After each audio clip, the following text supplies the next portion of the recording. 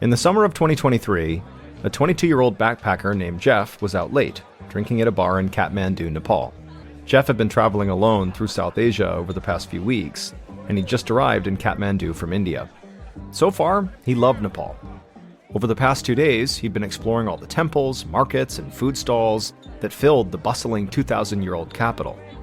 He'd been going out to bars every night after dinner, hanging with locals and fellow tourists alike. Tonight, he'd chosen a bar that was full of people about his age, and the music was all Western pop tunes, so it sort of reminded him of being home. Jeff ordered a potent Nepalese drink called Roxy and struck up a conversation with the man on the next bar stool. He bought his new friend a Roxy as well, and they talked about Jeff's travels for a while. Then someone else joined the conversation, at which point Jeff decided it was time to buy some shots.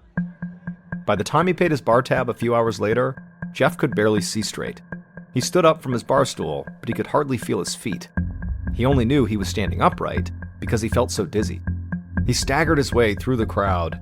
It felt like he was trudging through peanut butter. He swayed a little and stumbled backwards into the group of guys he'd been talking to all evening. They laughed at him, and one of the men gave him a playful push in the back, which sent him spinning into another group of men he didn't know. And these guys did not think the drunken man was so funny.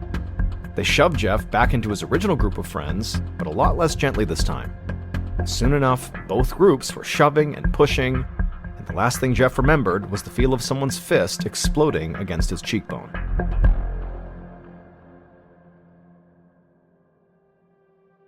The next morning, Jeff woke up in his hostel bed with the worst headache of his life. It felt like his head had been stuffed in a vice grip. He remembered getting punched the night before, but had no memory of what happened next or how he got home. Frankly, he was just glad to be back in his hostel bed and in one piece, even if his head was pounding. Jeff knew he had some painkillers in his bag somewhere, but the idea of just rifling through his belongings made him feel dizzy. So instead, he just reached for the half-empty bottle of water on his bedside and chugged it down in a single gulp. He felt better for about 30 seconds, but then vomit surged up his throat and he had to dive for the trash can on the far side of the room. He spent the next 5 minutes with his arms wrapped around the trash can, purging the contents of his stomach. It made him feel better, but he was still very achy and nauseous, and he also now had a sharp pain in his gut. It almost felt like he'd pulled a muscle in there or something. Jeff crawled back to his bed and flopped onto the mattress. He decided he would spend the rest of the day in bed, sleeping off this hangover. When Jeff finally woke up again later that day, the sun was setting outside his window. His headache was dull now, and the room had stopped spinning. But the pain in his gut felt sharper, and there was an edge to it that he'd never felt before. Now, Jeff didn't want to be alarmist, but he was all alone in a foreign country very far from home, and so he had this feeling that he should just go to the local emergency room and make sure everything was okay. After a quick dinner break, Dr. Anil Singh walked into the waiting room of the emergency department at the Shankarapur Hospital in Kathmandu. He called his next patient, a foreign tourist named Jeff. Dr. Singh specialized in gastrointestinal problems, and he'd been called down to take a look at Jeff's stomach. He led Jeff to a small examination room, and as they walked there, the doctor immediately noticed the smell of stale alcohol radiating off of Jeff. But he didn't say anything. Instead, once they got to the room, the doctor asked Jeff if he'd been experiencing any symptoms like constipation or stomach distension. And Jeff shook his head and said no. He said he had been hungover and he felt nauseous from it, but that was not why he was at the hospital. The reason he was at the hospital was because of this new shooting pain in his stomach. Dr. Singh nodded and then put on a fresh pair of latex gloves and told Jeff to lie down on the table. After he had, the doctor lifted up Jeff's shirt and instantly saw a large bandage taped over Jeff's abdomen. And then beneath it was a 3-inch long cut with fresh sutures stitching up his skin. Whoever had done the sutures had done a good job, but Dr. Singh was pretty certain this was why Jeff's stomach hurt. He told Jeff that his sutures looked clean and asked where he got the injury. But Jeff looked so confused. He looked at his stomach and then back up at Dr. Singh with this horrified look on his face. Jeff said he had no idea where that injury even came from. He said he remembered getting punched in the face last night at the bar, but had no memory of anything after that, certainly didn't recall getting cut or seeing any kind of doctor who might have stitched him up. Dr. Singh cocked an eyebrow and looked at Jeff like, really? You had no idea you had a wound on your stomach? But as Jeff continued to look totally shocked, by this wound, the doctor concluded that maybe Jeff really was telling the truth, that he really didn't know about this cut. And so Dr. Singh examined the wound more closely and told Jeff that it looked like someone had cut him open, like that's what the injury was, you've been cut. And so Dr. Singh ordered an x-ray just to see what was going on in there. Jeff nodded like he understood, but his eyes were staring off into the distance and he had a totally frightened look on his face. He asked the doctor if it was possible that someone had stolen an organ from him while he was blacked out drunk. He'd always heard that in some countries there was a black market for kidneys, but Dr. Singh smiled and told him that that probably did not happen to him. An hour later, Dr. Singh received Jeff's x-ray, and when he pulled it up on his computer to take a look, he was absolutely floored. And so he rushed back to Jeff's hospital room and asked him to tell him whatever he could remember about the night before. And so Jeff saw the urgency on the doctor's face, but admitted that as much as he wanted to remember, it really was all a blur. He remembered drinking way too much and getting punched in the face at some point, but he had no idea how he had gotten back to his hostel room after that. Dr. Singh was in awe of how drunk Jeff must have been to have basically no memory of the night before. But he told Jeff that ultimately he would be okay, but based on his x-ray, he would have to get in the operating room right away. He needed immediate surgery. Jeff, who was already pale, got even paler and asked Dr. Singh to explain what was wrong with him. What did he find? Dr. Singh sighed, sat down next to Jeff, and then broke the incredible news. The moment those x-ray images came back, Dr. Singh knew exactly what was causing Jeff's discomfort. There was a 6-inch long knife blade lodged inside of Jeff's body. Dr. Singh told Jeff that at some point the night before, he must have been stabbed, and apparently stabbed so hard that the knife blade had broken off inside of his abdomen. And somehow, Jeff was so drunk, he didn't remember any of it. Dr. Singh decided to call the bar, hoping that somebody there would know the whole story. And luckily, the bartender who answered the phone had been working there the night before and had seen the whole thing. Jeff had made some friends at the bar last night, but apparently he had made some enemies too. And during the physical altercation that ensued with these enemies, someone stabbed Jeff with what looked like a chef's knife, and then one of the onlookers took Jeff to the nearest medical shop, which are these 24-hour pharmacies that can be found all over Kathmandu. And so once they got there, the onlooker begged the shop owner to sew Jeff up, and the shop owner did, even though he was not a doctor. And because he was not a doctor, the shop owner, before stitching him up, didn't think to check whether there were any foreign objects inside of Jeff first, hence the knife being left inside of Jeff. And then afterwards, when Jeff was sleeping off his hangover back at his hostel, that knife blade traveled inside of him through his innards until it was lodged deep inside of Jeff's torso. It was a miracle that it didn't cause further damage to Jeff's internal organs as it worked its way deeper into the muscle of his abdominal cavity. And so it was no wonder Jeff was in extreme pain by the time he got to the ER.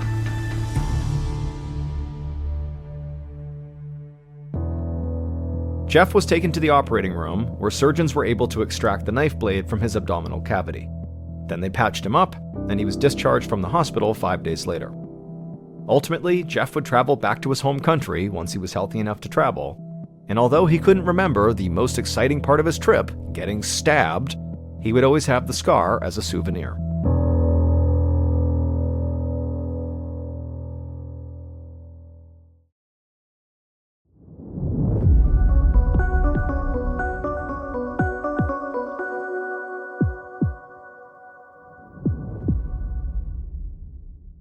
And now, here's our second story, called Look, Don't Touch. On the morning of January 14th, 1996, Alana Rugen carried her 6-year-old son, Jaden, as they walked towards the Tropical Discovery Center at the Denver Zoo.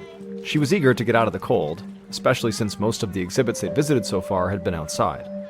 They'd seen the penguins, the tigers, and the gorillas, but Jaden loved snakes, so the reptiles at the Discovery Center were like the main event. Alana let Jaden run ahead of her as they entered the building. And then after going inside and collecting her son, they went to sit in a little auditorium that normally showed a short reptile documentary.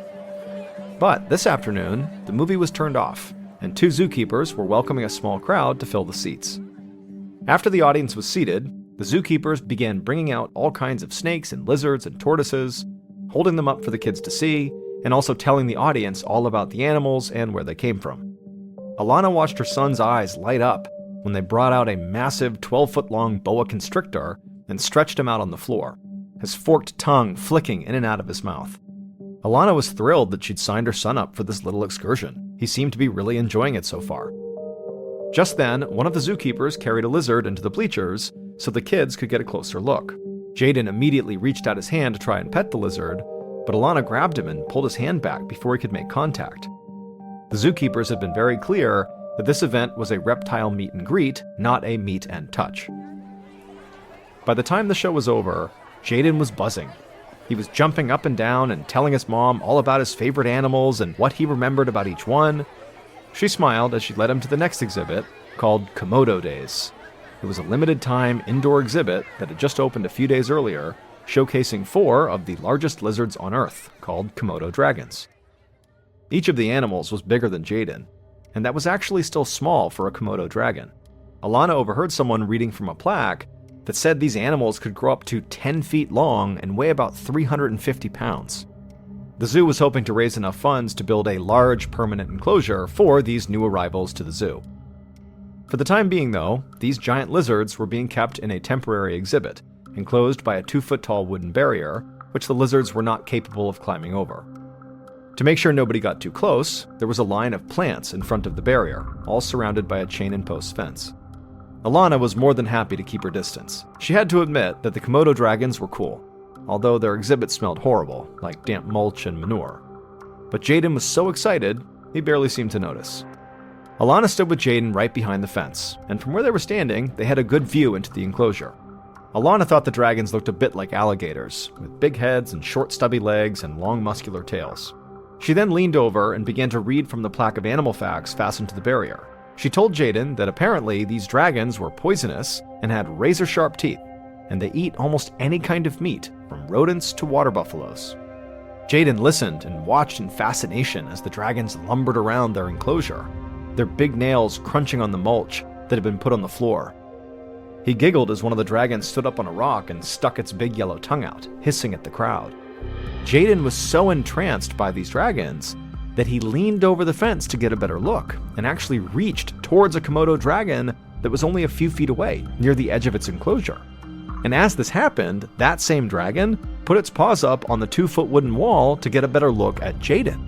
Alana saw this and gasped and grabbed her son and pulled him back.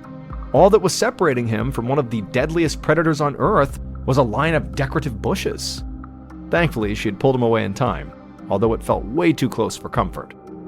Alana let Jaden continue to watch the Komodo dragons, but this time a little bit farther back from the barrier. And then after about 15 minutes, Alana's stomach began to rumble, so she told her son they needed to leave now, but they would stop at the cafeteria and grab some food before heading home.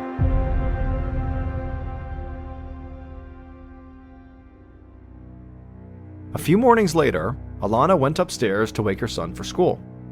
But when she entered Jaden's room, he complained that his stomach hurt, and he was afraid that he was going to throw up. Now, normally Jaden was pretty enthusiastic about school, so Alana decided he must really be sick. So she told him he would stay home today and rest up, and then she went and got him some Gatorade. A few hours later, Alana was in the kitchen grabbing saltine crackers for Jaden when she heard him cry upstairs. She ran upstairs and found him still in bed, but now sweating with a fever and shivering with chills at the same time.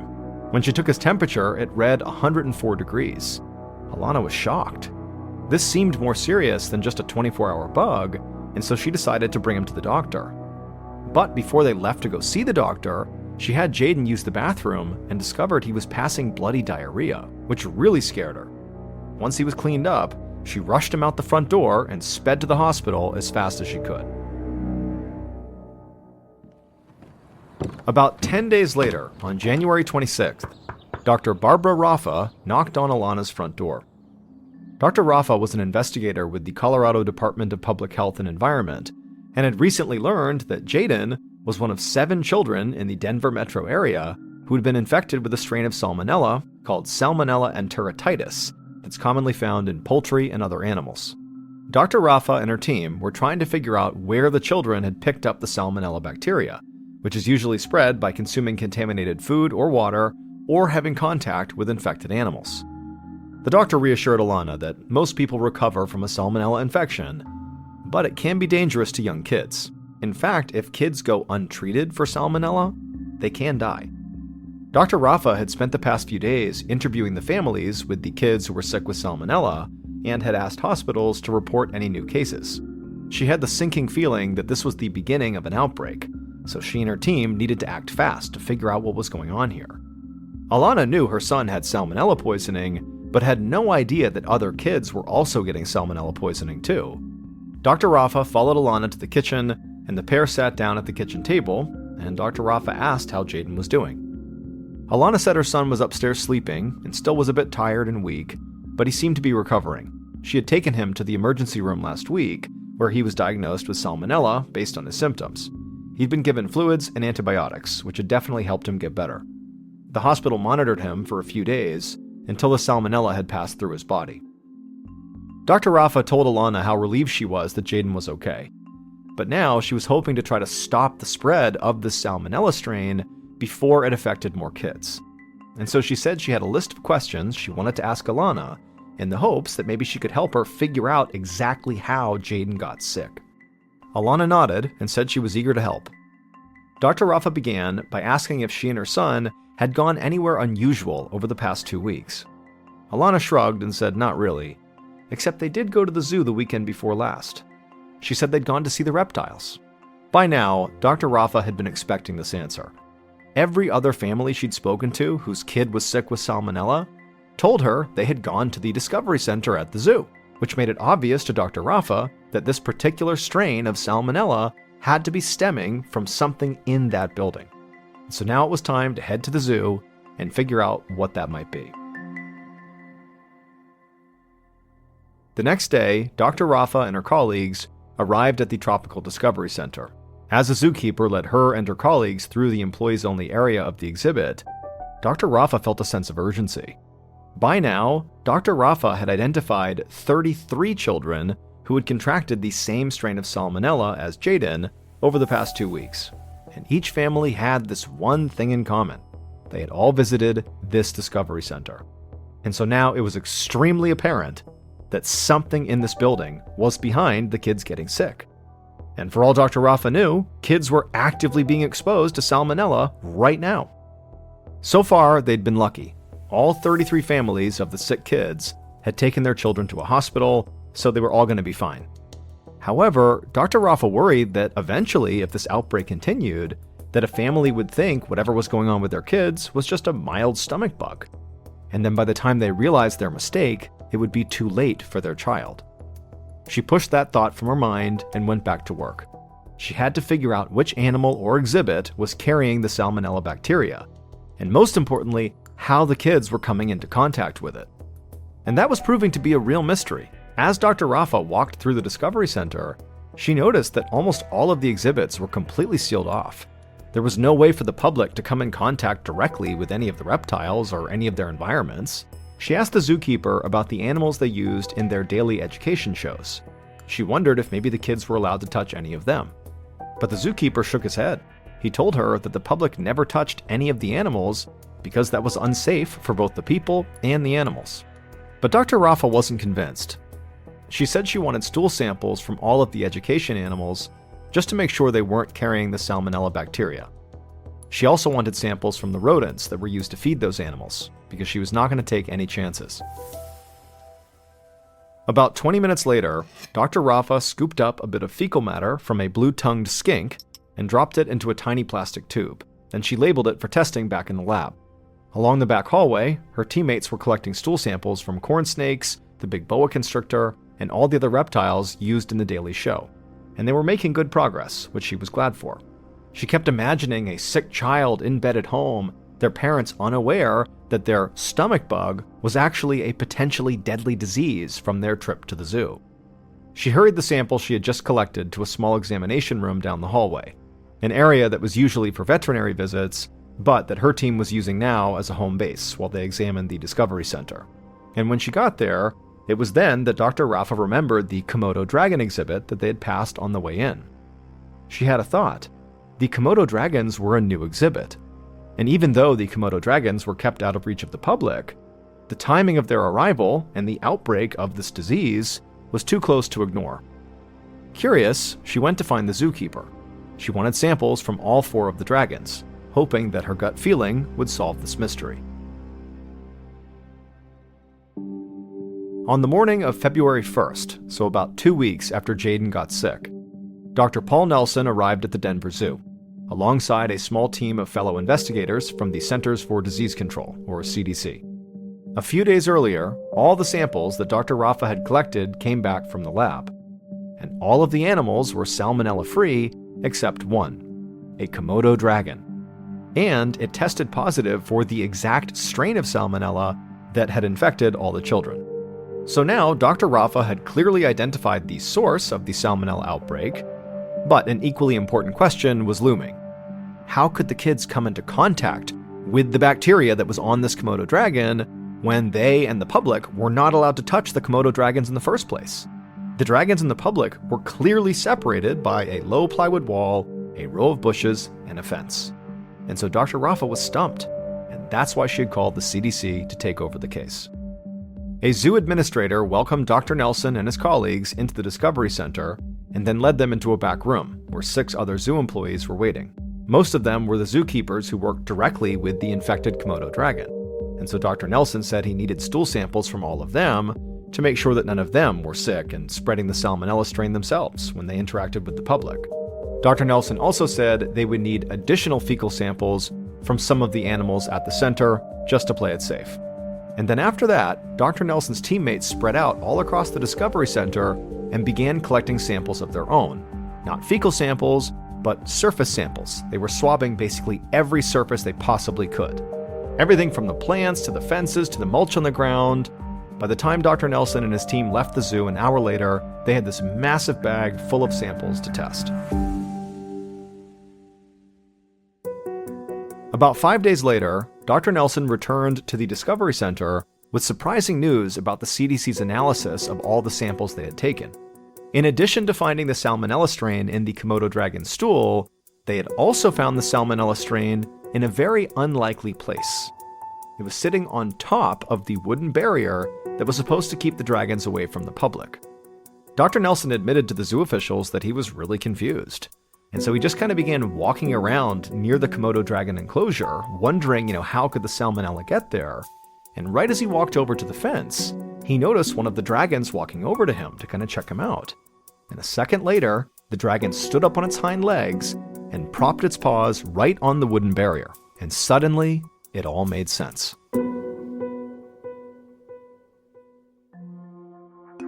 It would turn out the Komodo dragon enclosure was covered with mulch. The Komodo dragons slept in that mulch, walked in that mulch, and went to the bathroom in that mulch.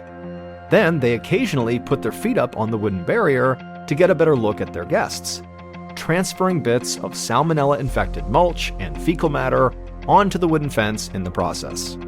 The children, meanwhile, were so excited to see these giant lizards that they were leaning way over the security fence and sometimes actually touching the top of the wooden barrier. They didn't know it, but they were actually getting salmonella on their hands. And so at that point, if the kids didn't wash their hands, all they would have to do to get infected with the salmonella would be to just brush their nose or rub their eyes, or in Jaden's case, eat some food with their bare hands.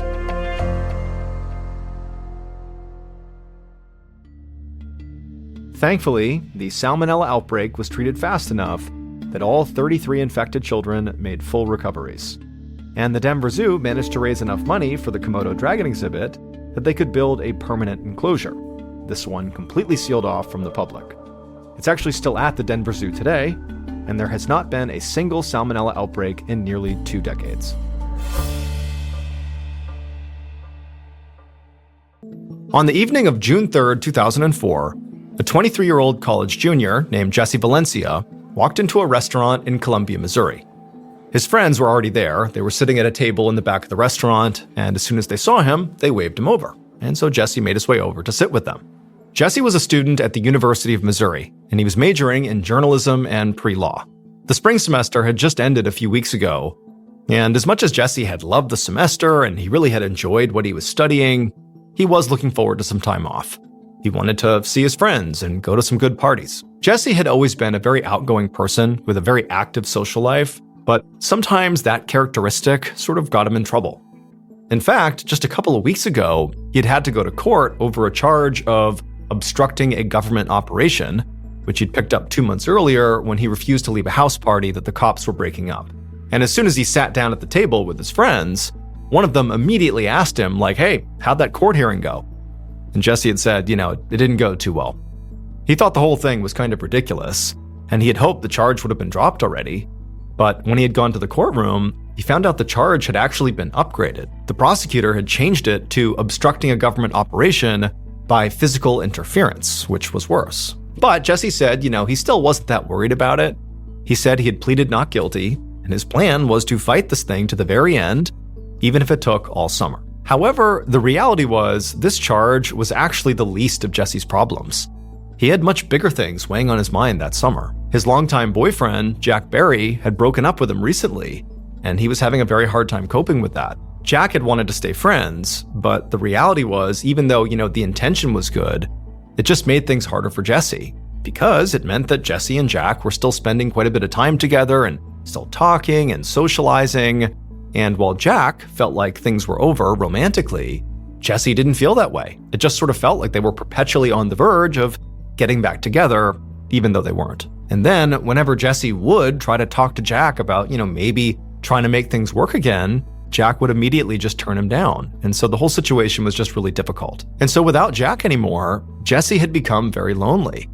And he had been trying to fill that void with random hookups, meeting guys online and inviting them to the hotel where he worked as a night clerk, but for the most part, it was sort of shallow and didn't mean anything. At one point, Jesse had been having this secret affair with an older man, which had been exciting, but deep down, what Jesse really wanted was just a real relationship, like he had had with Jack. And these random hookups were not that. And so at this point, basically every time Jesse went out socially, no matter what he was doing, he was always kind of on the hunt for somebody who could potentially have long-term relationship potential. And this night was no exception. And so that night, Jesse and his friends had a nice dinner together. And then when they were done, they left the restaurant and walked a few blocks to a gay dance club called SoCo Club. It was dark and the music was loud and thumping. And as soon as they walked inside, Jesse immediately weaved his way through the crowd on the dance floor over to the DJ booth. He asked the DJ to play his favorite song, which was Billie Jean by Michael Jackson. And the DJ just sort of rolled their eyes. Jesse knew the DJ was very likely annoyed with him because Jesse requested that song every single time he came to this club. But Jesse never had let other people's opinions stop him from doing what he wanted. And so he didn't care. He just wanted the song played. And so after he had made his request, Jesse went over to the bar and ordered a drink. And while he waited, he saw a young man standing alone at the other end of the bar. Once the bartender passed Jesse his drink, Jesse went over and asked the man if he wanted to dance. The man smiled and said, "Sure."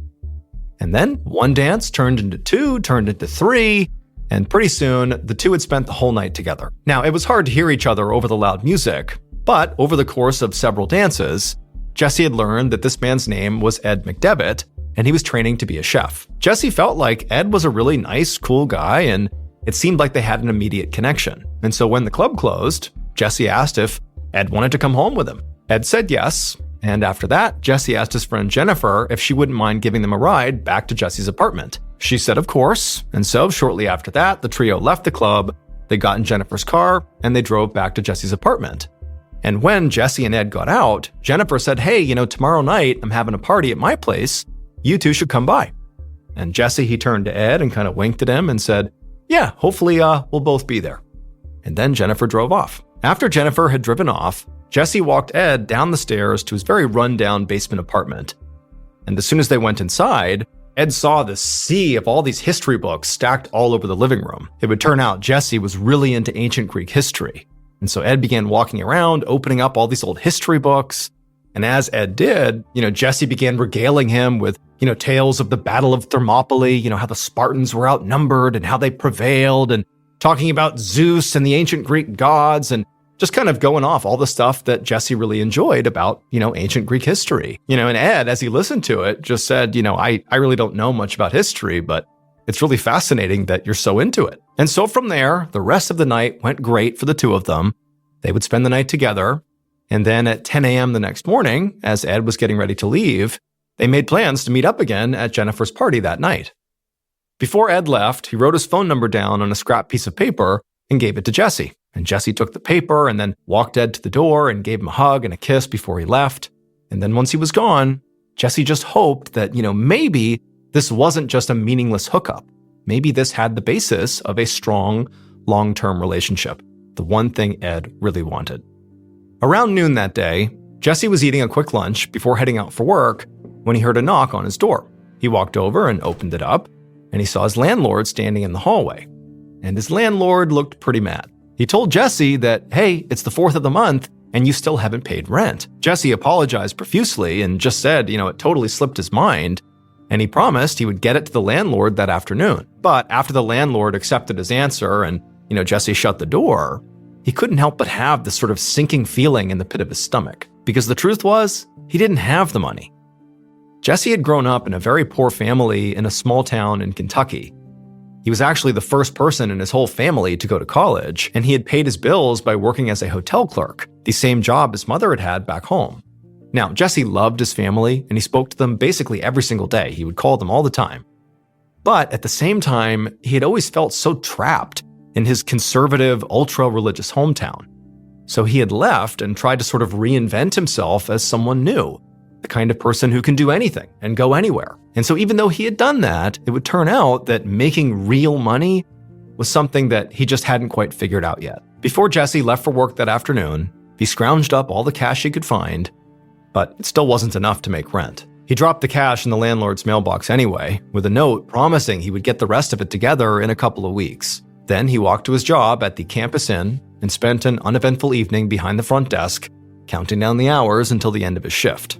And as soon as the end of his shift came, when the clock struck 11 p.m., he bolted home and immediately changed clothes before heading out to Jennifer's party, where he was supposed to meet his new love interest, Ed McDevitt. However, when Jesse walked into that party, he didn't see Ed. He did a lap around the apartment, checking every room, but he wasn't there. And so Jesse just grabbed a beer out of the fridge and began chatting with Jennifer while he waited. But after a while, he checked his watch and realized that either Ed was running really late or he just was not coming. So, trying to tell himself that it was not quite time to be disappointed, maybe there was an explanation here, Jesse went outside and called the phone number that Ed had written down on that piece of paper that morning. Now, this phone number was for a landline phone. And so, Jesse, he punched it in and he listened and it rang for a few beats. And then somebody picked up and it was a guy, but it was not Ed. It was somebody whose name was Mark Butler. And, Jesse had never heard of this guy. And he asked, where's Ed? And Mark explained that he was Ed's roommate and that actually Ed was asleep right now. He had to work in the morning. And so he had decided actually not to go to the party, to Jennifer's party. He just wanted to sleep. Now, as Mark was telling him this, Jesse was trying to make sense of okay, is Mark like Ed's boyfriend or something? Are they together or are they just roommates? And also, Jesse couldn't help but feel like Mark clearly did not want to be talking to Jesse right now. It was pretty clear in his tone that he was trying to just get off the phone. But Jesse was not ready to just, mail it in here. He wanted to see Ed. And so he told Mark, well, hold on a minute. Can you please go wake him up? I need to talk to him. And at first, Mark was like, no, he's asleep. He has work in the morning. He does not want me waking him up. But Jesse was relentless and just begged Mark to please, just for a second, put him on the phone. And eventually, Mark relented. About a minute later, a very groggy-sounding Ed hopped on the phone, and as soon as Jesse heard his voice, he was so excited, and he basically pitched Ed hard on why he should not go to bed and come out to this party and that he really wanted to see him. And also, hey, bring your friend Mark too. That was fine. Now, it's not really clear if Ed was excited about this idea, but he would eventually say, fine, I'll come out and meet you, and I will bring Mark. When they got there, Mark would only stay at Jennifer's party for a little while before he headed out on his own. But Ed and Jesse, they would stick around until about 2 a.m. At that point, they would leave Jennifer's house and go to another party across the street. At around 3 a.m. though, Ed said he really did have to get going. It was so late, he had to get up in the morning, he had to go. And so at this point, Jesse understood that this was reasonable. And so he walked him out to the sidewalk and then asked him if, hey, do you want to come over to my place? But Ed said, no, really, I have to get home. I have to go to bed. However, before Ed did finally leave, the two of them would make plans to see each other in just a couple of days. After Ed had taken off, Jesse wandered across the street to say goodbye to Jennifer, and then after that, he began making the walk to his own apartment. And as he was making this short walk to his own place, he began to think that he didn't want to go home alone. If Ed didn't want to come over, well, he was going to find somebody else who would. And so his first thought was to call his ex, Jack. And so Jesse called Jack a few times, and when Jack did not pick up, after all, it's 3 a.m, and they are no longer in a relationship, it's sort of reasonable that he wouldn't. But at that point, Jesse still wanted to see him, and so he walked a few blocks out of his way to make an actual stop at Jack's apartment. Jesse went right up to the door and banged on it, but nobody came to the door. Jack didn't answer. At this point, Jesse began to wonder if, maybe Jack's out with somebody else right now, and he suddenly felt so jealous. Or worse, maybe Jack is here and he knows I'm here, but he doesn't want to see me and he's ignoring me. After a couple of minutes of standing there and knocking a few more times and still not hearing anything from Jack, Jesse finally gave up and stumbled back to his own apartment, drunk and lonely, and a bit heartbroken. Jesse finally stepped foot inside his apartment and shut the door behind him at about 3:45 a.m.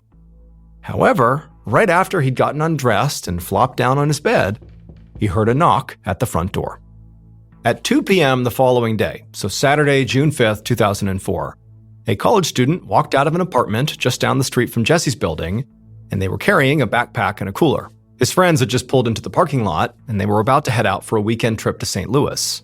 But while he was loading his stuff into the trunk, he noticed somebody lying in the grass nearby, wearing nothing but a pair of running shorts. Now, at first, he assumed, this was just somebody passed out drunk from a crazy Friday night party, which sort of happened all the time in a college town like Columbia. But when he took a few steps closer to be sure this person was okay, he saw flies buzzing around their body.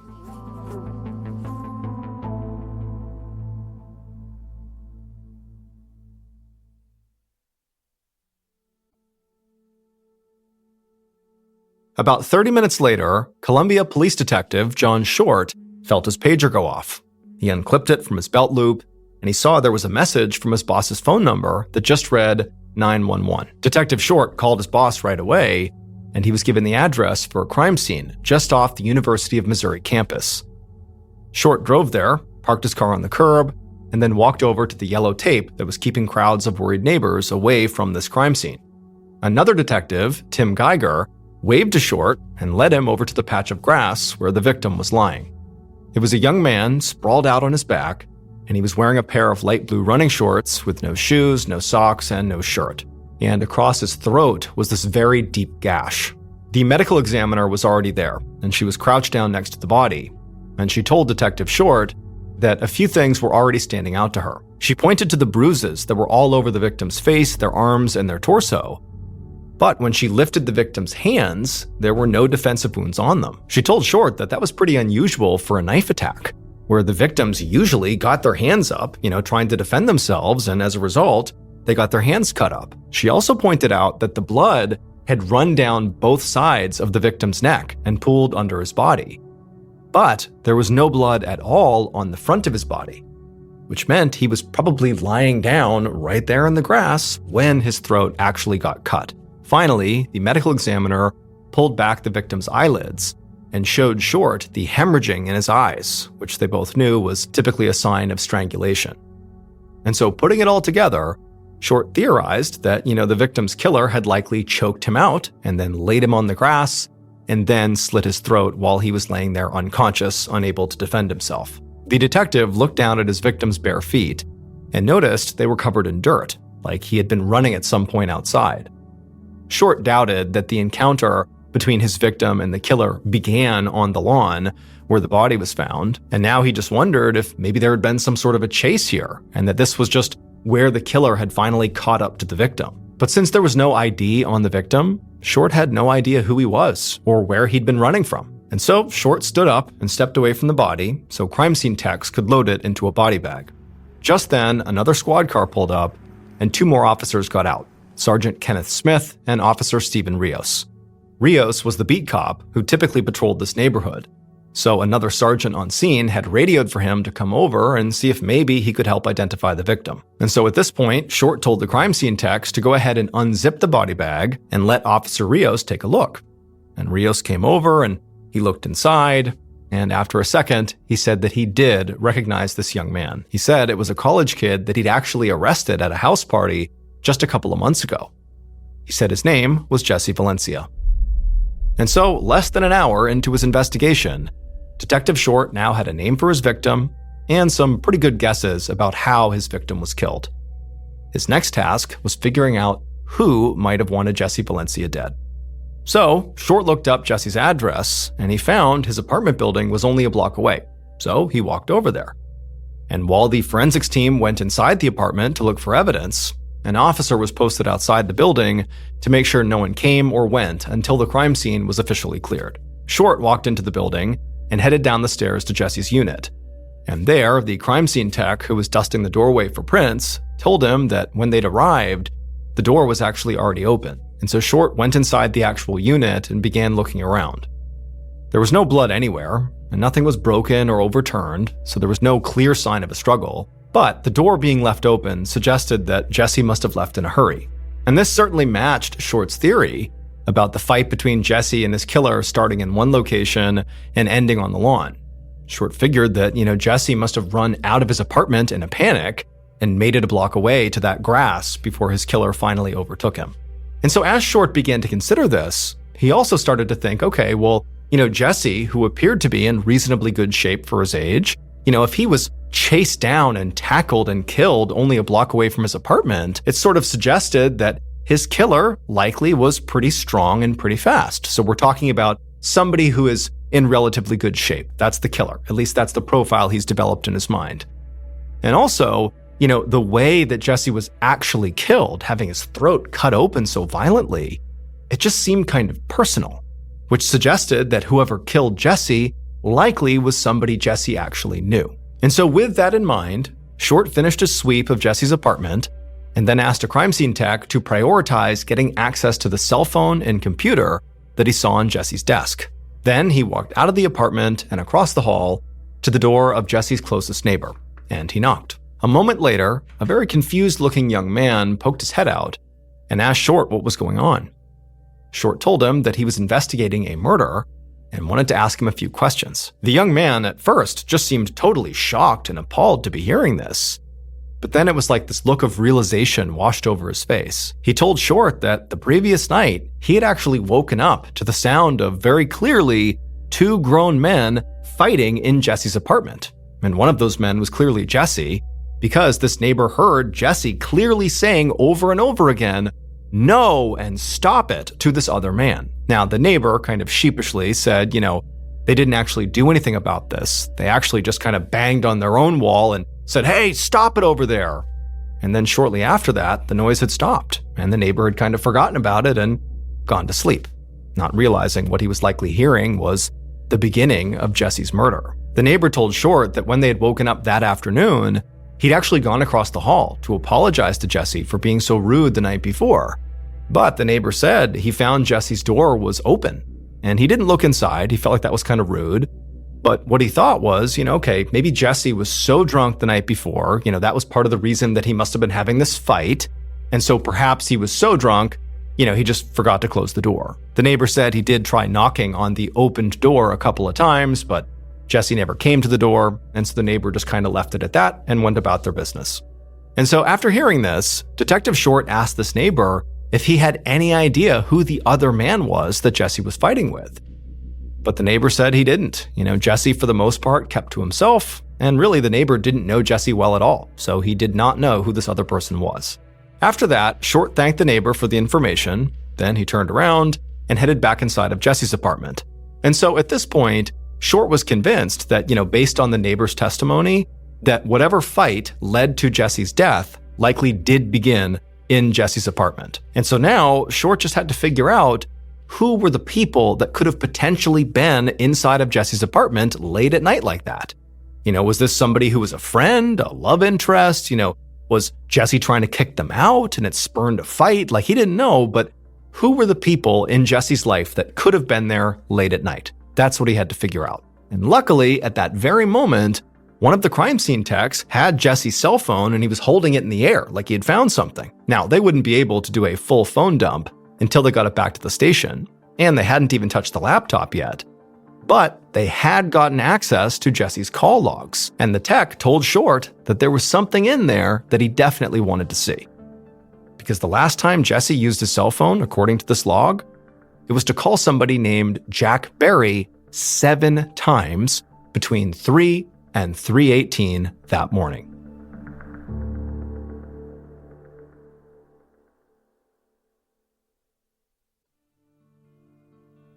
So right away, Detective Short looked up Jack Berry's information, and he found his apartment's address and saw it was not far from Jesse's, and so he drove right over there. Short knocked on the door, and just a moment later, a young man answered, and he had very red, puffy eyes like he'd clearly been crying. Even though Jesse's body had only been discovered a few hours ago, this young man did not seem surprised at all to see the detective. He told the detective that he had already heard the terrible news a friend had told him. After exchanging niceties and the young man confirming that he was in fact Jack, Short followed Jack into his living room. And as they sat down, Short asked Jack about all those 3 a.m. phone calls from Jesse. Jack looked like he was really struggling to hold it together as he told the detective that Jesse was his ex-boyfriend and Jesse had kept badgering him, Jack, for them to get back together, and Jack didn't want to. And so those phone calls were very likely a product of more badgering from Jack. Jack said the night before, he had been woken up by his phone ringing over and over and over again, and before he could even look at the caller ID, he heard a knock at his front door, and he saw it was the middle of the night, and then he leaned over and saw the caller was Jesse, and he sort of figured that, okay, he's calling me, it's very likely him at the front door, I don't want to see him right now, and so Jack just decided he would ignore Jesse and hope he went away. Now, when Jack said this, it seemed very clear he was sort of reliving that moment in his mind. Like, maybe if he had let Jesse in or engaged with him in some way, maybe Jesse would still be alive. That was sort of the insinuation. But Detective Short was thinking, okay, well, even though he seems like he's being very earnest in telling me this, it does mean that he doesn't really have an alibi. He's basically saying, at the time, Jesse was killed, I was home alone by myself, which was pretty weak. However, before Short could begin to poke holes in the alibi, Jack said that, despite the fact that they had broken up, that he and Jesse were, at least in his mind, still on good terms. In fact, they had spoken just the day before on the phone, before getting all those nighttime phone calls. It was during the afternoon, and during that phone call, Jesse had told him about a new guy he'd met at a club the night before. And his name was Ed McDevitt. That night, Detective Short stood outside of an interrogation room at the police station, watching Ed McDevitt through the two-way glass. Short knew his investigation was moving basically at lightning speed here, but there was still quite a bit of pressure on him to get this case solved even faster, because Columbia was a college town where kids were used to feeling safe, and the murder of a student just a few blocks off campus had sort of shattered that sense of trust. And so, students and parents and, staff of the university really wanted Short to get this thing done. And now, looking at Ed through the glass, Short wondered if maybe this was the killer. Maybe this was the guy. After all, Ed was shaking and fidgety looking. He seemed sort of like an emotional wreck. Which could mean, of course, he was just upset because he was connected to the murder victim. That's traumatic. Or it could mean he's hiding something, and now he's about to be interrogated by the police, something that would certainly cause a big emotional reaction. Eventually, Short went inside and sat down across the table, and he asked Ed to explain exactly what he had done the night before. And Ed, in a very nervous, shaky voice, told the detective that he and his roommate, a guy named Mark Butler, had met Jesse at a party a little after 11 p.m.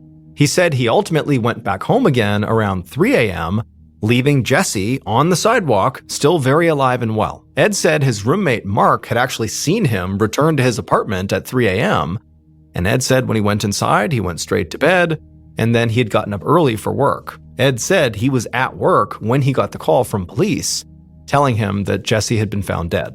Detective Short listened to Ed's story and asked a few follow-up questions, and then also took a DNA sample from Ed. And then after that, he told Ed that he was also going to get a warrant to search Ed's home. Ed was already such a wreck that, when Short told him about this, search of his home, Ed didn't even really react. However, when Short left the interview room, despite feeling pretty confident that Ed could absolutely be a suspect, he also went and, followed procedure and looked up Ed's roommate, Mark Butler. And he discovered in the police department system that there was Mark Butler, and sure enough, he had a criminal record. So, overnight, while a forensics team was searching Ed and Mark's home, Short actually brought Mark down to the station for an interview. But in reality, Short wasn't expecting Mark to become this primary suspect here. He just wanted to be thorough and rule out anybody who'd seen Jesse that night, and obviously Mark was one of those people. But almost immediately in their interview, Mark started saying some very odd things. He told Short right out the gate that he did not like Jesse, and actually he said point blank that he didn't really care that Jesse was dead. But he also clarified to Detective Short that, he was just Ed's roommate. He was not seeing him romantically, so this had nothing to do with jealousy. He just did not like Jesse. Mark confirmed that he did see Ed when he returned from the party around 3 a.m., just like Ed had said, but Mark had actually not stuck around. He said that after Ed had come back to the apartment, Mark had left to go on a date of his own, and he actually didn't know what time he got back. And so as he was saying this, Short realized that meant Mark was out and about, sort of unaccounted for, at the same time that Jesse was killed. And so obviously, something seemed off about Mark. And so Short took a DNA sample and added Mark to the suspect list. The next morning, Sunday, June 6th, after catching a few hours of sleep, Detective Short gathered his team for a meeting. The mood was tense. Everybody was exhausted and very much on edge from spending nearly 24 hours straight working on this case. But when they went around the room and talked about the flood of leads they'd all followed up on yesterday, it didn't actually seem like they had much to show for it. There were now several suspects in play, but none of them seemed to have a good reason to want to kill Jesse Valencia. Jesse apparently had been hounding his ex-boyfriend Jack about trying to get back together, which Jack did not want, and the multiple late-night phone calls and the knocking on the door unannounced, it just seemed like harassment. So it was possible that maybe Jack had gone over to confront Jesse and things got out of hand. But Jack had told Detective Short that he and Jesse had remained friends after the breakup. And some of the other detectives said that Jesse's friends had said the same thing. The two had remained friends. So it seemed pretty unlikely that things between them would have escalated so much that, somebody got killed. Then there was Ed McDevitt, Jesse's new lover, who had seemed pretty nervous during his interrogation. One of the detectives told Short that while searching Ed's house, they'd found a bag full of chef's knives, and some of them were large and sharp enough that they could easily have been the murder weapon. But Ed worked in a restaurant and was training to be a chef, so owning kitchen knives was hardly a smoking gun. And then as for Ed's roommate, Mark Butler, he did have a criminal past and openly said he did not like Jesse and didn't care that he died. But they'd only met one time, and very likely they would never have seen each other again. So it seemed very unlikely that he would go through the trouble of following Jesse home and killing him. Like, to what end? And so Detective Short was getting really frustrated. He just couldn't make sense of any of these suspects. It was like something was missing here. And so he turned to two of his detectives, Jeff Westbrook and Barbara Cook, and told them to go to some local bars that Jesse frequented and just sort of ask around about Jesse, in case there were other leads that they had not uncovered yet. However, right after Detective Short walked out of that meeting that morning, another detective ran up to him and pulled him into a quiet corner and told him a tip had just come in, and it was so sensitive that they were going to have to keep it under wraps even amongst the investigators. The detective told Short that a friend of Jesse's who lived in St. Louis had called the tip in through Crime Stoppers. He said that he and Jesse chatted online all the time, and that Jesse at one point had told him about a secret affair he was having with an older man. And this older man was actually an officer in the Columbia Police Department.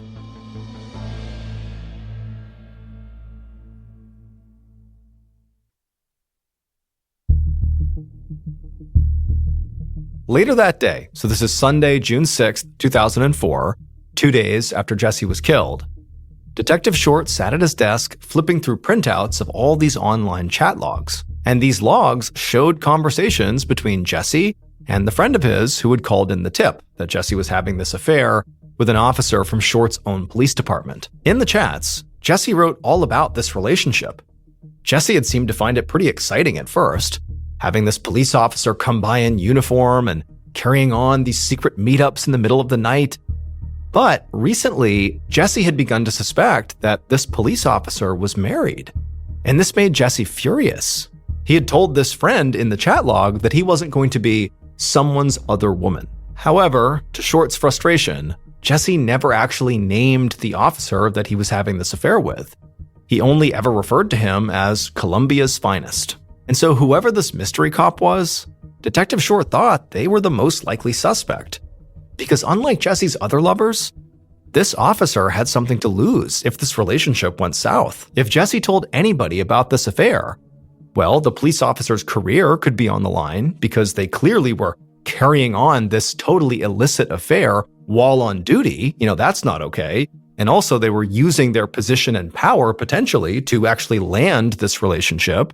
And then also on top of that, the police officer's marriage would likely be destroyed. But Short also knew that he had to move very carefully here, because now he was investigating his own department, which meant that the killer could literally be in the room with him at any time. And so as he walked through the office to refill his coffee, Short found himself scanning the face of every officer he passed, and he realized there wasn't a single person here he could actually trust.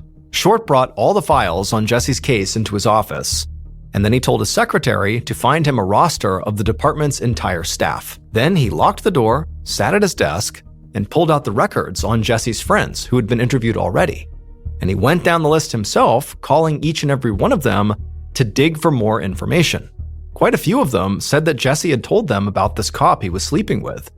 And one of them remembered Jesse referring to this officer as just Anderson. And so when Short's secretary came back with the staff roster, Short began looking through it, and he discovered out of the 200 plus officers in the entire department, there were only 2 officers that had the name Anderson: Brad Anderson and Ted Anderson. And so the next step was trying to figure out if either of them had a connection to Jesse Valencia. And so Short pulled out the records from Jesse's arrest at the house party back in April, and as he flipped through it, he realized Brad Anderson was one of the 3 officers who responded to that party. The pieces fit together perfectly. Jesse and Brad Anderson, the police officer, would have met around the same time that Jesse began messaging his friend in St. Louis about this secret affair with a cop. And so at this point, Short felt like he had just found the killer. So he grabbed a manila folder off his desk, stepped out of his office, locking the door behind him. Then he did a lap around the whole station, and eventually he spotted Brad Anderson in the locker room, chatting with a few other officers as he put on his uniform. Now, Short wanted to be very careful here, because if Brad Anderson was the killer, he certainly didn't want him to realize he was under suspicion right now. So Short waited in the hallway until Brad walked out of the locker room, and then as casually as possible, Short caught up with him and pulled him aside. Short opened up the manila folder he had brought with him and showed Brad a photo of Jesse Valencia, asking if he recognized him. And Brad squinted at the photo for a second, and then after thinking, he said, "Yeah, that's the kid I arrested at a party a few months ago." Short asked Brad if he had seen Jesse at all since the arrest, and Brad nodded and said, yeah. He said that about a month ago, Jesse had called in a noise complaint, and Brad had been the one sent out to check on it. But by the time Brad got there, the noise had stopped, so he was only there for a couple of minutes before leaving, and that was it. To Short, nothing about Brad's demeanor seemed nervous or suspicious. In fact, it really seemed like he didn't have any clue why the detective was asking him about Jesse Valencia. So if he was the killer, it seemed like he was going to be very hard to crack. Short was about to let Brad go and just wait to talk to him once he had more evidence, but just then, Brad's partner, Officer Rios, walked by.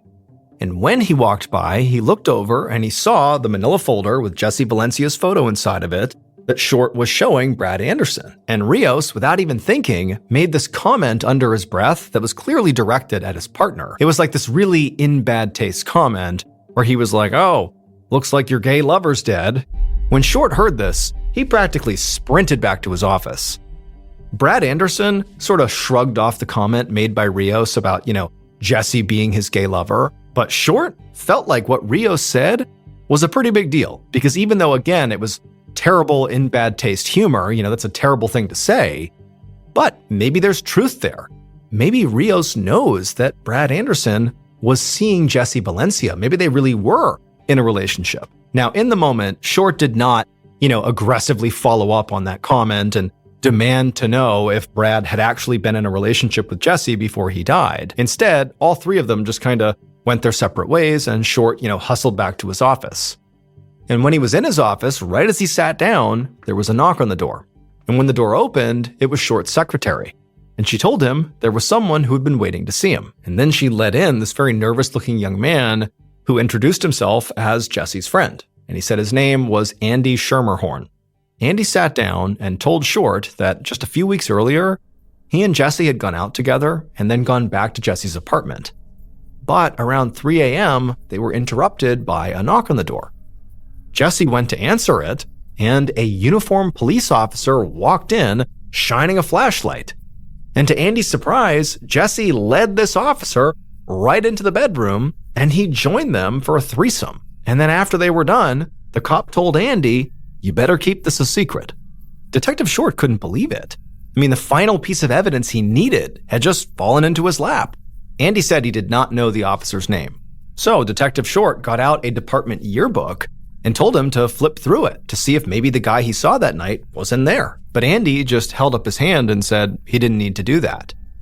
And Detective Short was like, "Well, what do you mean? Why can't you do that?" And Andy said, "Well, because when I came in here, the guy I met, he was out in the hall." Based on the investigation that would follow this revelation, the following is what happened to Jesse Valencia in the early morning of June 5th, 2004. Around 3 a.m., right around the time that Jesse was leaving his friend Jennifer's party, Jesse's killer was drinking beers with a few friends after work. And then, just before dawn, the killer wrapped up, got in their car to drive home. But as they were driving, they decided to make a stop along the way, at Jesse's apartment. They were expecting another quick, no-strings-attached, late-night secret hookup, but when they got there, Jesse was very drunk and in a terrible mood. Jesse told the killer that he had figured out they were married, and so now he was not interested in them at all. He didn't want to see him anymore. But when he told the killer to leave, and the killer refused, Jesse said, "Fine, I'll go to your police chief, and I will tell them about our affair." And that's when the killer snapped. If their secret got out, it would cost them everything.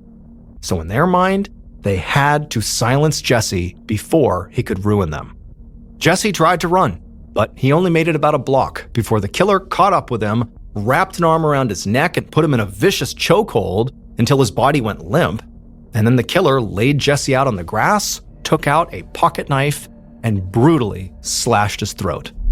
And then, on the way home, the killer very skillfully disposed of the murder weapon, ensuring nobody would ever find it, because they knew the knife was the only piece of hard evidence that could ever link them to the murder.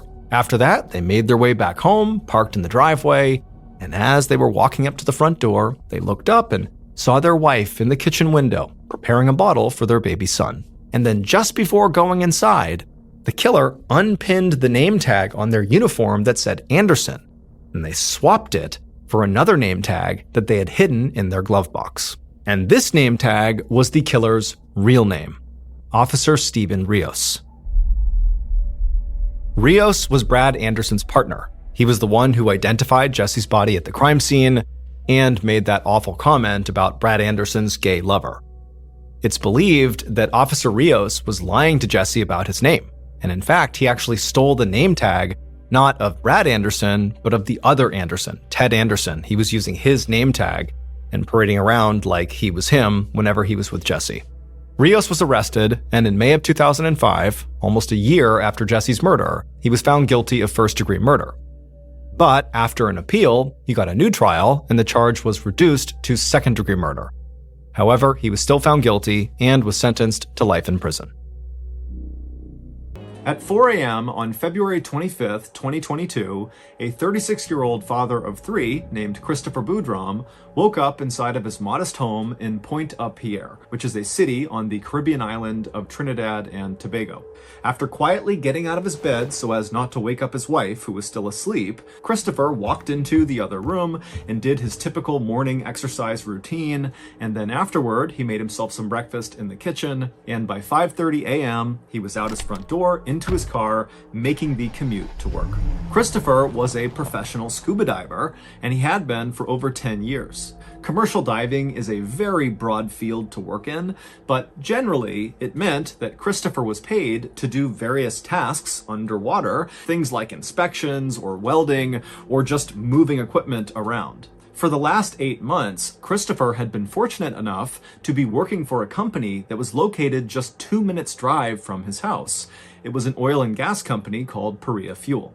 And Christopher's duties at Perea Fuel centered primarily on the upkeep and maintenance of several of these underwater pipelines that Perea Fuel used to get the oil off of their ships and onto land where it could be processed. These underwater pipelines, of which Perea had at least 6, were basically U-shaped. They had these 2 vertical sections on either end that would jut out of the water. And then connecting these 2 vertical sections was a 1,200-foot long section of pipe that ran along the seabed at roughly 60 feet below the surface. And so one of these vertical sections was out at sea, so 1,200 feet off the coast, and ships would literally come by this opening to the pipe that was out of the water, and they would dump their oil into this opening. The oil would go down, it would shoot across this long horizontal section, and then go up the other vertical section much closer to shore, where workers could collect the oil and bring it onto land to be processed.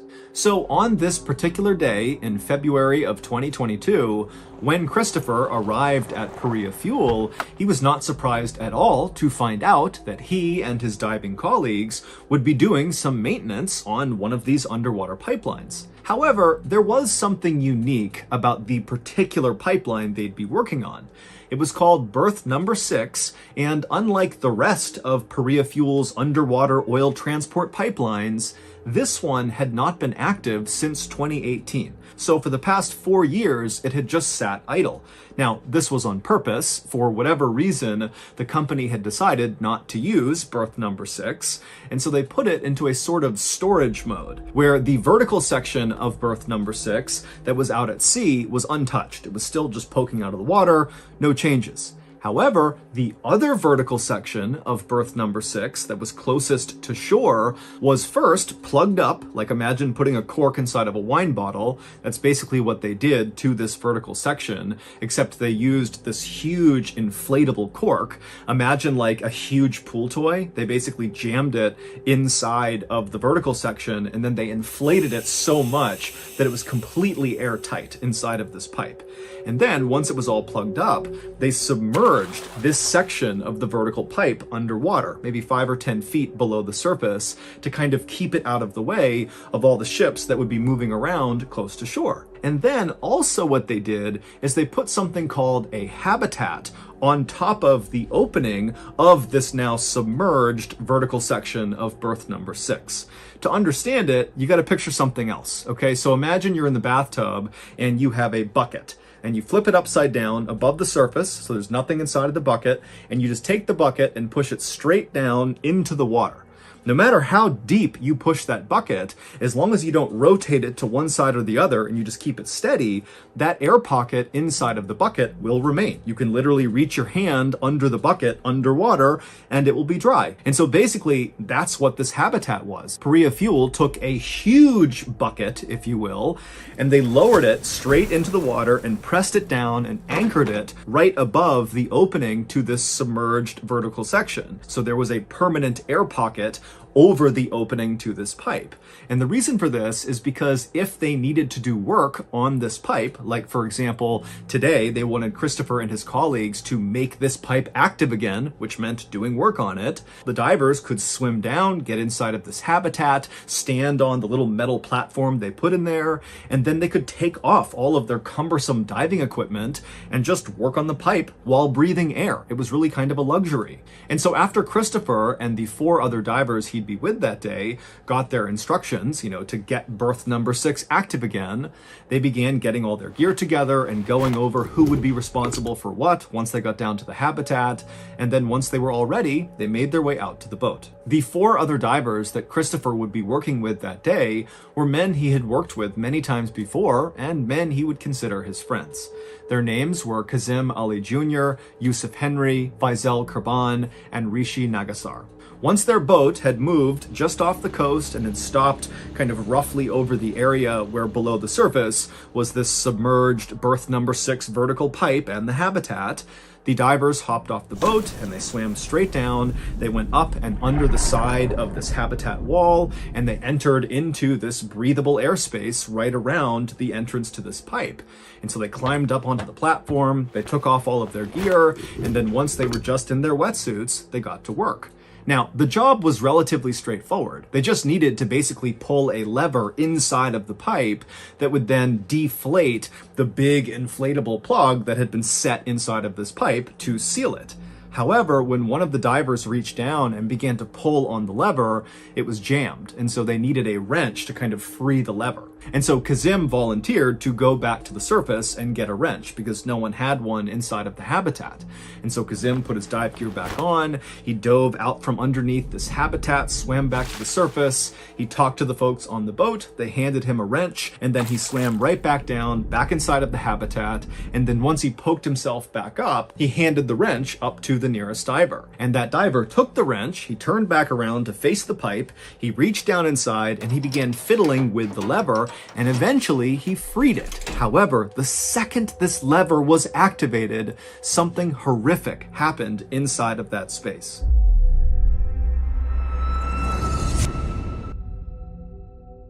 We don't know exactly how this happened or what exactly could have been done to prevent it, but in short, the second that lever was activated, it began to deflate this big cork that had been plugging up this inactive pipeline for the past 4 years.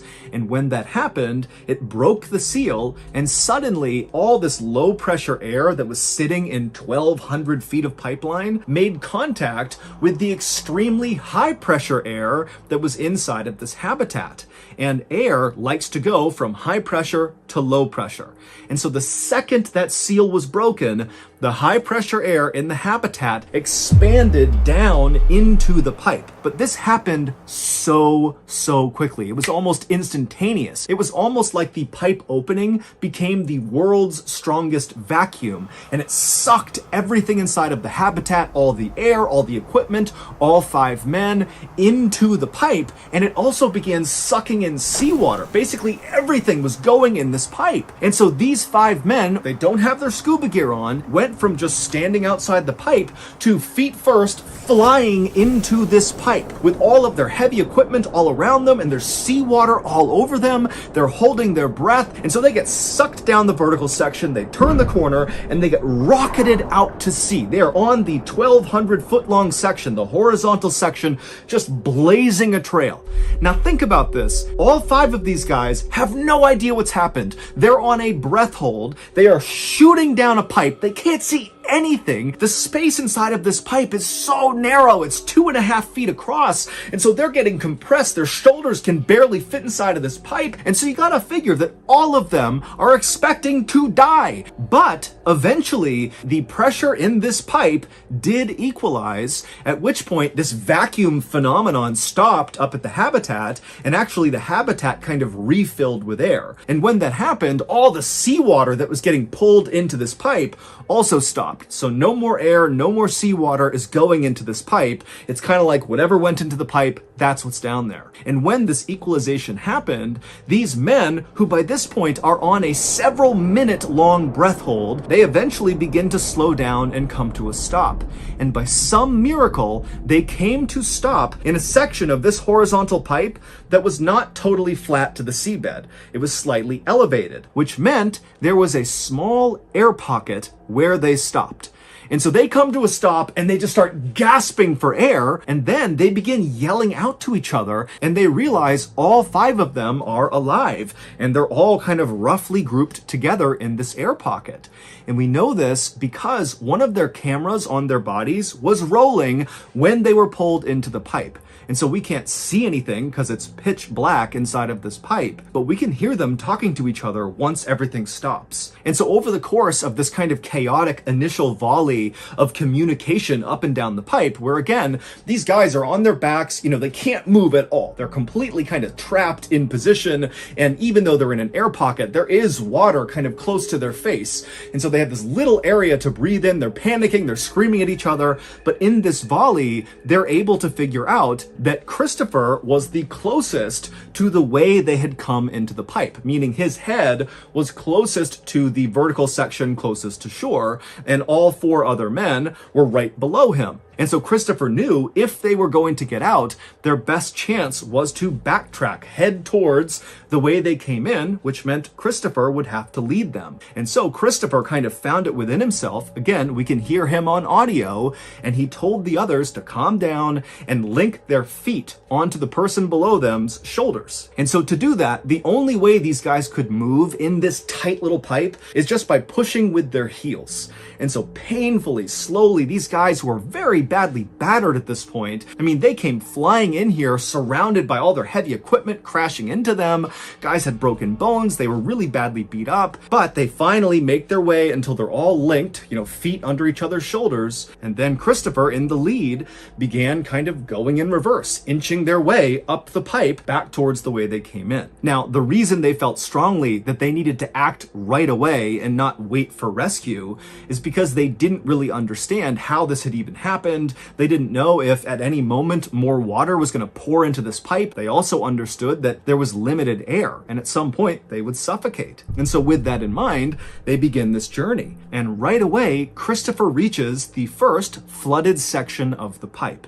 Now, you have to understand, they have no idea how long this flooded section of pipe is. And so once you start moving into this flooded section behind you, once you go underwater, you're either going to find another air pocket at some point, or you're going to drown. And so it would turn out that only Christopher and the guy right below him, Faisal, were willing and physically able to attempt this potential suicide mission. And so the others, they began panicking. The others who were not going to go, and they're screaming out for Christopher and Faisal not to leave them. You can hear it on audio.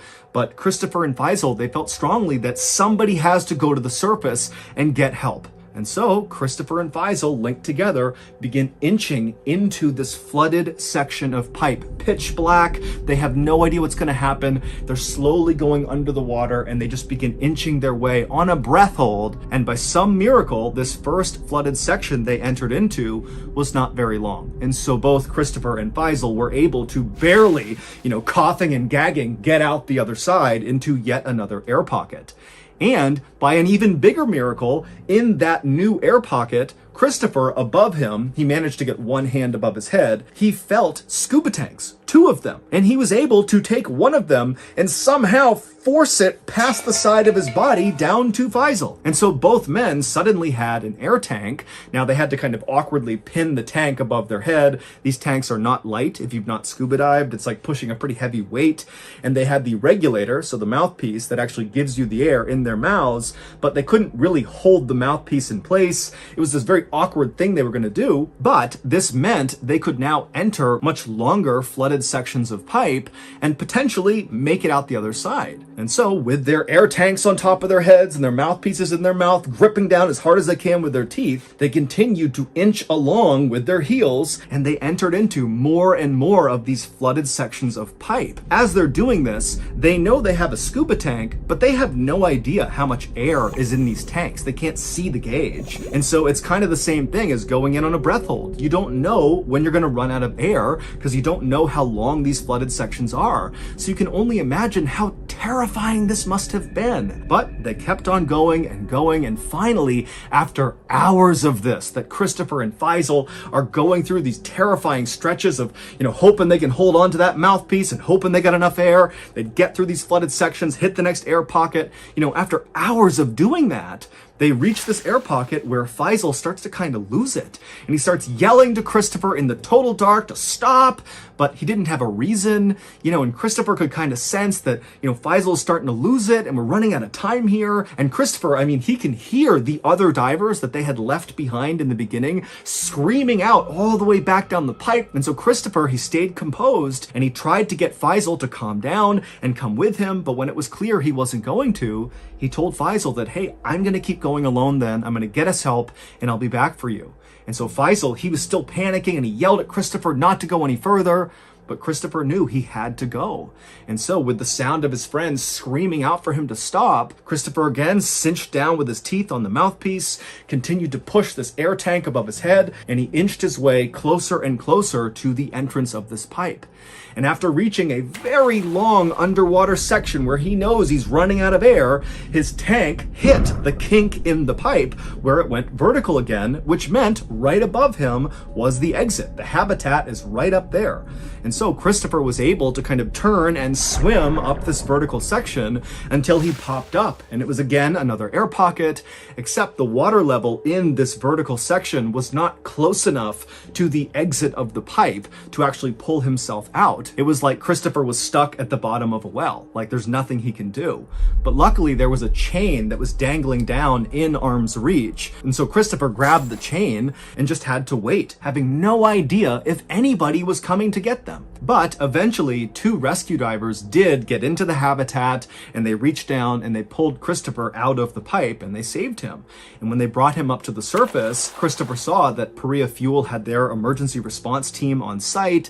The Trinidad and Tobago Coast Guard was there, and it's clear they're getting ready to do some sort of rescue operation. And so Christopher, who's totally traumatized, he's badly hurt, he still ran up to authorities and told them, all 4 of my colleagues are still alive. I heard them banging in the pipes. I know they're in air pockets. You gotta go back down. You gotta save them. But ultimately, the authorities decided it was not safe to send rescuers down into this pipe. And so when Christopher found out they were not going to try to rescue his friends who are literally banging the pipe, he can hear them, he tried to jump back in the water to do it himself. And they stopped him. And then Christopher was rushed to the hospital where once he was admitted to the intensive care unit, he tried to check himself out to go back to the water to save his friends. But again, Christopher was stopped. For 2 whole days after Christopher was rescued from this pipe, his colleagues, the 4 other divers, remained trapped in the most claustrophobic, horrible situation imaginable, and they continued to bang on the pipe and make noises that could be heard on the surface, but nobody did anything. And so finally, on February 27th, the noises stopped inside of the pipe, because all of the men died. They either died of suffocation because they ran out of air in the pipe, or they died from one of their injuries, or they attempted to do one of those long underwater sections of pipe on a breath hold because they didn't have scuba tanks, and they drowned. On February 28th, 3 of the divers' bodies were recovered, and the final body, the 4th diver, was recovered on March 3rd. It's unclear why Christopher and the other divers did not do something to equalize the pressure inside of the habitat and inside of this pipe before undoing the plug, because this vacuum effect, which is known as delta P, is actually easy to anticipate and relatively easy to prevent. But the investigation into exactly what happened and who is to blame is still ongoing.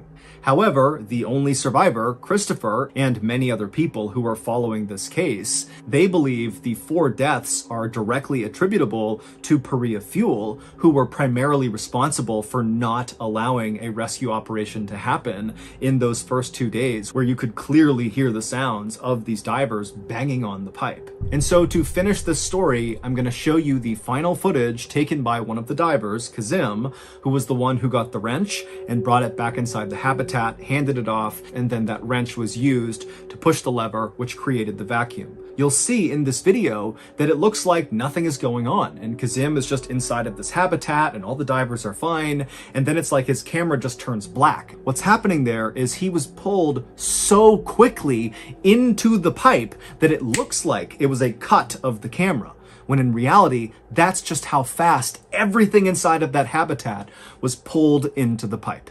This video is highly distressing. Viewer discretion is advised.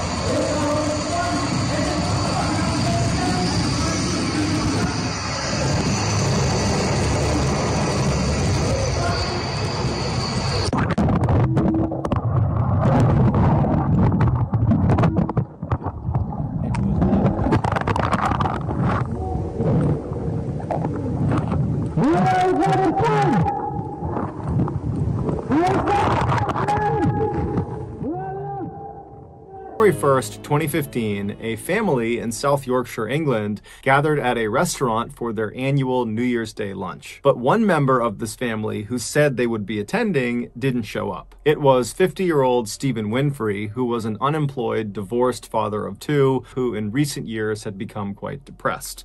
When they reached out to him on his phone and he didn't pick up, the family pretty quickly started to worry that something could have happened to him, that, perhaps he did something to harm himself given his mental state. But his sister, Nadine, who was at this lunch, she reassured the rest of the family that she had spoken to Stephen the night before and he was in great spirits and had told her that his plan was to go rabbit hunting the next day on New Year's Day before heading over to the restaurant for lunch. And because Nadine knew that her brother recently had really taken a liking to rabbit hunting, it was one of the very few things that actually made him happy, she told the family, look, I bet you anything he just lost track of time and he will get here late, or maybe we won't see him at all, but at least he's out doing something that makes him happy. And so the family was reassured by this, and so they sat down at their table, they ordered their food, and the whole meal, everyone's kind of looking over at the front door, expecting Stephen to come strolling in at any minute. But when they finished up eating, he still had not arrived. And so as the family was getting ready to leave the restaurant and head back home, they all decided that, you know what, I'm sure Stephen is fine, he's doing something he loves, I'm sure he did just get carried away, and so we'll just wait for him to contact us. And so the family, they all leave the restaurant and they spend the rest of the day at their respective households, and then the following morning they all get in touch with each other and they discover that still no one has seen or heard from Stephen. And so at this point the family just felt like there was something off about this, and so they contacted the police and they reported him missing. As the police were getting ready to head out and begin looking for Stephen that day, they received a call. Stephen had been found. Although the exact details of what happened to Stephen may never be fully understood, this is the best theory that the police have come up with. On New Year's Day, January 1st, the day Stephen was supposed to meet his family for lunch, he had gotten up early and headed out to a nearby forested park to do some rabbit hunting, just like he told his sister he would be. He had gone to the park with his dog and some ferrets. The way Stephen caught rabbits is he would release these ferrets into various rabbit holes, and then he would stand back with his rifle and he would wait for the ferret to run the rabbits out of their holes, out into the open, and then he would raise his rifle and shoot at the rabbits, and then his dog would run over and grab the rabbit and bring it back to him. And so all morning long, he was doing this with relative success, and then something happened to where Stephen decided he needed to actually look inside of one of these rabbit holes. Perhaps one of his ferrets got stuck, or one of the rabbits got stuck, but either way, he wanted to look into the opening of one of these rabbit holes, and so he walked over to it, and apparently he couldn't quite see whatever it was he wanted to see, and so he got down on his hands and knees and stuck his head into this rabbit hole opening.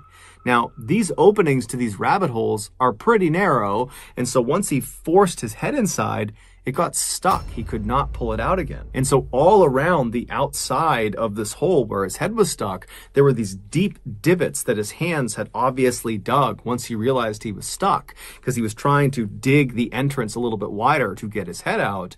But as he was working really, really hard and laboring to kind of dig this hole out, he was burning up the very limited amount of oxygen that was inside of this hole. And so very quickly, as he was trying to save himself, he would have started to struggle breathing because there just wasn't enough air in this hole. And so when it became clear he was starting to suffocate, he abandoned the approach of trying to dig himself out and began trying to contort his body outside of the hole at really extreme angles to try to pop his head out, even if it meant breaking his neck in the process. But no matter how hard he tried, he just could not get his head out. The following day, January 2nd at 4 p.m., this is after Stephen has been reported missing, a person walking through that forested park, they found Stephen. They saw his body poking out of that hole at a really extreme angle, and so they called the police. The police showed up to the park, and they confirmed that Stephen was dead. He had suffocated. His death was not ruled a suicide. It was determined to be an accident. As for Stephen's dog and his ferrets, they were found near his body and they were unhurt. Before we get into our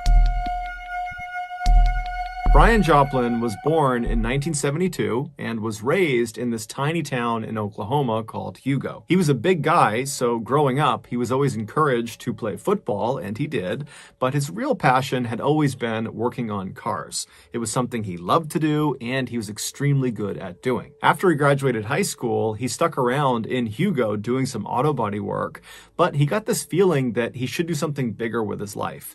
And so in 1992, he decided to enlist in the United States Navy. This was something his family was extremely proud of him for doing, especially his grandfather, who had flown bomber planes during World War II. Following Brian's initial military training, better known as boot camp, he was sent to Aviation Machinist Mate School, which is a military school for military members that teaches you how to be a mechanic for all things that fly. And so after Brian breezed through the school, because he was already a very skilled mechanic, and so it came to him naturally, he was sent to his first duty station out in California. And so he joins his California unit, and immediately he excels, and he becomes one of the very best mechanics at his unit, despite being one of the most junior. And while he was in California, he also met his wife, Belinda. And so over the next several years that he was in California, and then he moved around to Texas and a couple other places, he just continued to shine at work. And at home, he and his wife began building a family. They had 2 daughters. And so by and large, everything in Brian's life was going exactly to plan, until Brian made a terrible mistake. Fast forward to October 4th, 2005, and Brian, who was 32 at the time, was deployed with his unit to Bahrain, which is a country in the Persian Gulf. That particular day, Brian, along with 2 other mechanics from his unit and 2 pilots from his unit, had been tasked with flying from Bahrain north to Kuwait, which is another country in the Persian Gulf. This was a routine flight, about an hour long. It was one they had made several times during this deployment. Brian was not really looking forward to doing it, and neither were the other people that were on this particular flight. But Brian decided the way he would make this trip less monotonous and boring is he would perform the stunt. So Brian and the other 2 mechanics, they load in the back of this helicopter in the cargo area, so the passenger area of this helo, and the 2 pilots, they load into the cockpit. And within a couple of minutes, they were 125 feet off the ground, careening forward out over the Persian Gulf at over 120 miles an hour. Brian and the other 2 mechanics in the back of this craft had elected to keep the back loading ramp that folds up and down to allow people to come in and out of this helicopter. They had decided to keep it down for this flight. So basically, they had this huge opening that just looked straight down to the earth. But this is a very common thing in the military. Lots of helicopters, when they're flying around, have either a side door open or the back ramp down, because it provides an incredible view, and more importantly, it provides this amazing breeze inside of the cabin. A few minutes later, when the helicopter is way out over the Persian Gulf, Brian decides now is a good time to do this stunt. And so he looks across at the other side of the helicopter and kind of signals at the other 2 mechanics. It's super loud inside of the back of a helo, and so there's no way they could have spoken to each other besides with a headset, and they were not about to speak about the stunt over the headset because they didn't want the pilots to know. And so Brian signaled to the other 2 because they were totally in on his stunt he was about to do. And so they grinned, and one of them pulled out a camera to be ready for what he was going to do. And then Brian disconnected his helo lanyard. So inside of a military helicopter, you'll find all these metal eyelets, these little rings all over the floor, the walls, the ceiling, and these are there in order to attach cargo or strap things down, or to attach yourself, a person, inside of the helicopter. And so the way you do that is by using your helo lanyard. It's this belt you wear that has this special strap that comes off the front of it, and at the end of this 1 or 2 foot long strap is a carabiner, a clip, and you clip that onto any of those eyelets. And so that keeps you from flying out of the helicopter. If the pilots need to maneuver suddenly, or if you lose altitude, anything can happen inside. And so Brian removes his helo lanyard and then grabs this stretch of nylon rope. It was like a crudely built safety harness that kind of functioned like a helo lanyard, in the sense that there was a carabiner on one end, and on the other there was a way to attach it to yourself. But unlike it being this belt and kind of high-tech system that attached to him, it was really just kind of a slip knot on one end end of this 10-foot long line. And so Brian most likely had built this 10-foot long safety harness for this particular stunt, or someone else had. But either way, he picks this up after detaching his helo lanyard, and he puts the loop end of this 10-foot line, the slip knot end, over his head down to his waist, and then cinched it tight. And then he very carefully stood up and walked towards the back of the helo, and then he clipped the end of this 10-foot line with the carabiner into one of the eyelets on the ground, right where the back ramp begins to go down. And so once that was in place, he turned and looked at the other two mechanics and gave them one more thumbs up, and then he got down on his hands and knees and he begins crawling backwards down the ramp. And so once he gets to the very edge of this ramp, so literally right behind him is just the open air, at that point he grabs with his left hand one of those metal rings that are on the actual ramp itself. He gets a firm grip with one hand, and then with his right hand he grabs the side of the ramp. There's some metal framing there, and so once he had a good grip and he felt confident in it, he kind of slowly lowered his lower half until it slipped off of the ramp. And as soon as it did, the winds outside the helicopter, the 120-mile-an-hour plus winds, they immediately swept his legs up and kind of held them in the air horizontal like he was flying. And so he's holding on to the back of the ramp, but his arms are kind of tucked up near his chest. But once he feels his legs up in the air, he slowly extends himself, and finally, when they were fully extended,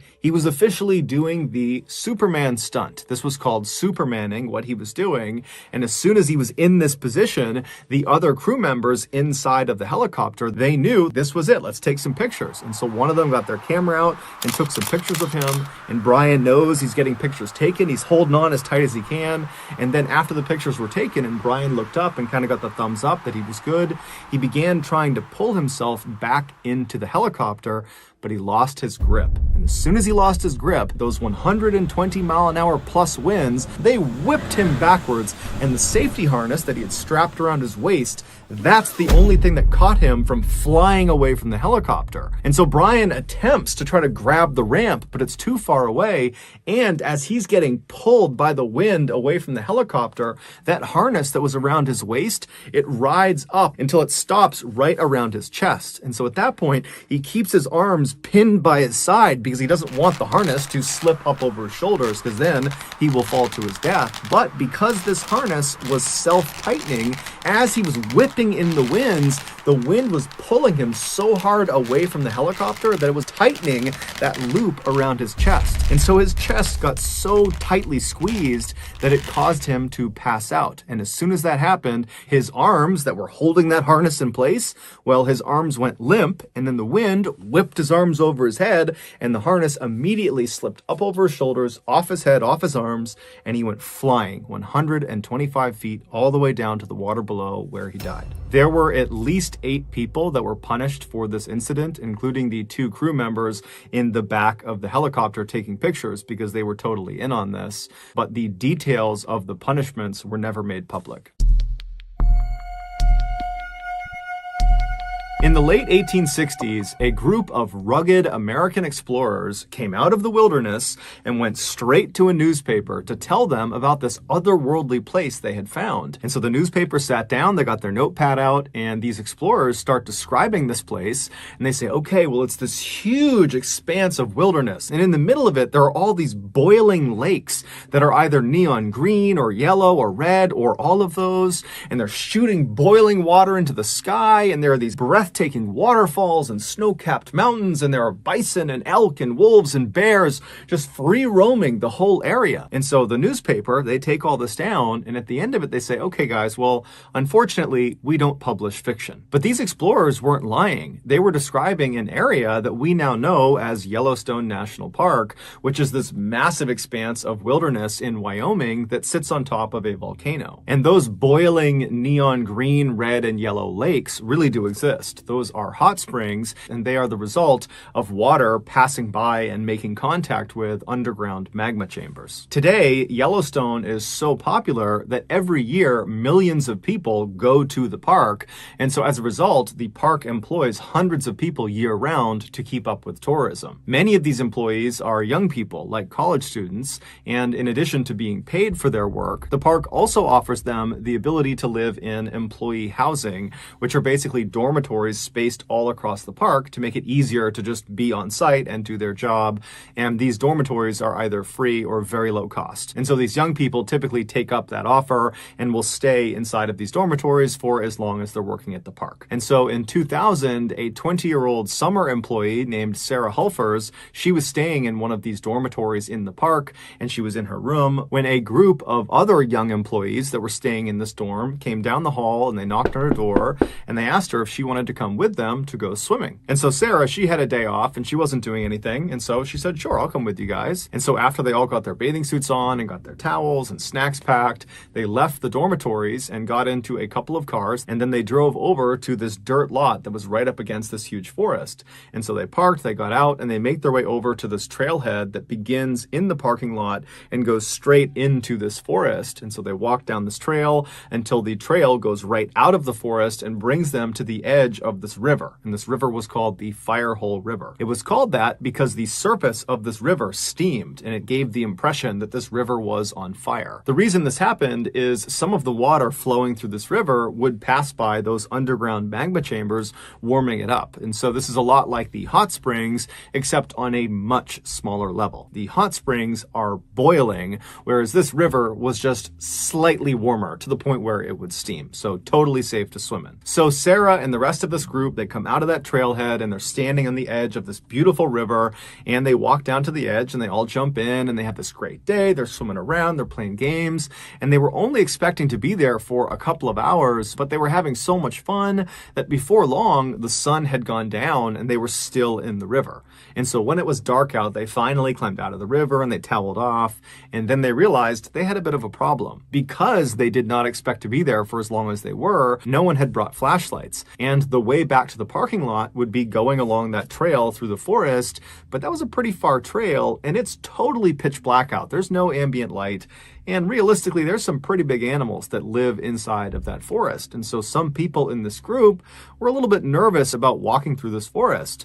But ultimately, about half of the group said, you know what, whatever, let's just run through the forest and get back to our cars as fast as we can. I'm sure nothing will happen to us. And the other half decided they would look for an alternative route that would skirt the forest and allow the moonlight to be their guide along the way. That second group was made up of Sarah, along with two 18-year-old boys named Lance Bucci and Tyler Montague. So Sarah and these two boys, they're standing there and they're watching the first group go into the forest and disappear. And then she, along with these two guys, they turn right and they begin skirting the river and walking around the forest. And so they walk downstream with the river on one side and the forest on their left, and they're walking for a while until they see up ahead on their left, it looks like the forest is starting to thin out maybe a little bit. And so they took that as an opportunity to cut left and basically begin kind of going straight towards the parking lot, which was generally off to their left.